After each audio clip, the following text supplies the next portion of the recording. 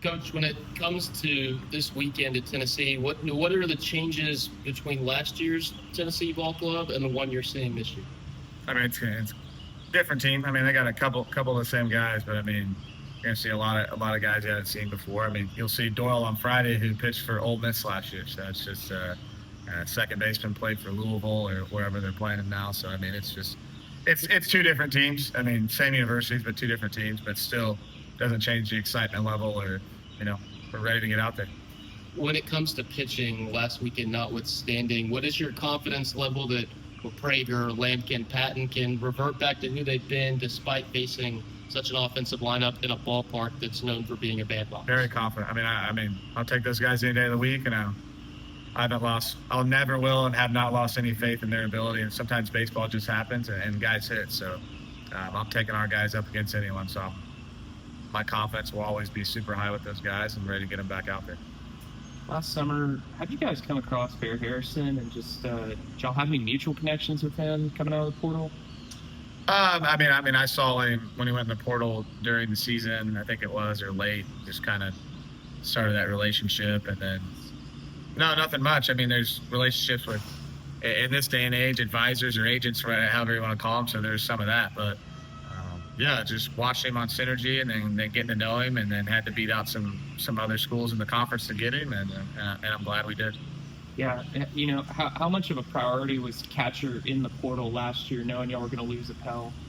I mean, huge. We didn't have one, so we had a freshman coming in, but that's tough. And then with Max going to South Carolina, it was big, and we wanted. I mean, Jacob was committed here, then he committed to another school, and then we got him to commit back, and then get Bear. So yeah, catcher was of huge importance, and I'm really glad we got both those guys because they both do something a little different. Do you plan to use Caden Sorrell kind of in the same capacity in DH role, or could you see it back in the outfield this weekend? I would say it's most likely DH role, just not trying to push it. I mean, the bat's what we need, and just keeping him out there and keeping him healthy, and we'll see how it goes. I mean, I'm not sure he's quite ready for it yet, and then once he is ready, I want him to be overly ready before we put him back out there. Got any updates on guys like Cash and Stewart? Yeah, so Cash is, I would say, most likely out this weekend. He'll travel with us just because he's one of our guys on the team. But also, let's see, just to be sure. And then I think Stewart would probably move it towards the surgery route. So I don't want to. He won't pitch this season. Would you anticipate Blake getting to start at first then on Friday, probably? Yeah, Blake will start on Friday. When it comes to Terrence Keel, the second moving into the leadoff spot, what have you seen from him through a couple of reps batting top of the order? I just like having him up there. I mean, he just had a really great season for a freshman, and I think he'll continue to, just because about how he goes about it. And having real speed in the leadoff spot is awesome, but it's really just about a guy I feel like can get on base, and he's done that. So you'll see him back at the leadoff spot, barring something crazy, which who knows in baseball with how things go. I don't anticipate him moving out of that spot anytime soon. I know you're pretty locked into the season, but the Haas settlement ruling's scheduled for Monday. As you guys as that is approached, what do you feel like is maybe some of the biggest questions you have related to baseball, or you feel like baseball coaches around the country maybe still have as that has drawn closer and might be implemented? I mean, there's a lot of questions because a lot of us, we kind of have an idea of where it's going or what it's going to be, and our administration and Trev have done an outstanding job just keeping us up to date.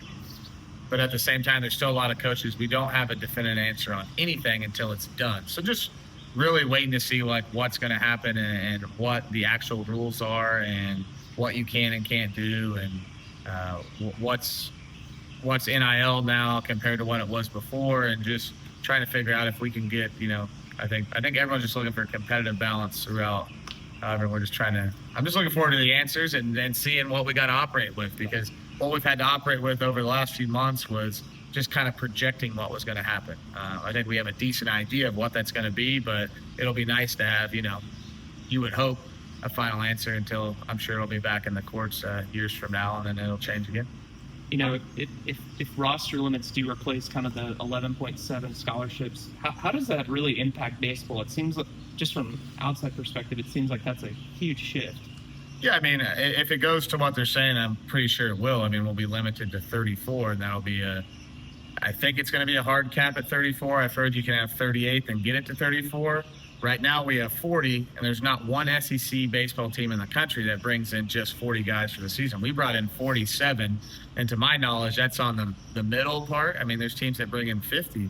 It's going to be, yeah, it's definitely going to be challenging. I mean, number one, you never want to be wrong on players, but you get a couple guys hurt with a 34-man roster, it's really can really change and impact your team. And we've recruited, at least in this high school class coming in, we've got some, what you call it real, I think, chance to be two-way guys, just to help with that a little bit. But yeah, it's going to be. The good part is it's going to be the same for everyone. Yeah. But try scrimmaging, like consistently and keeping guys healthy. So that's going to be the challenge. And once we get through this season, we'll start planning how we're going to attack that, how we'll do it with a roster that size, and how you plan practice, how you scrimmage, how you do a lot of things. Will definitely not change a ton, but there's definitely going to be an impact. Did you recruit the 25 class in anticipation for the potential roster limits? Yes. Okay. Yes, we recruited and made some changes and did some things because of that. It's just the unfortunate part of this business, and with the rules most likely changing. We recruited, and the 26 class as well, the size of it, because of the size of what the roster is most likely going to be.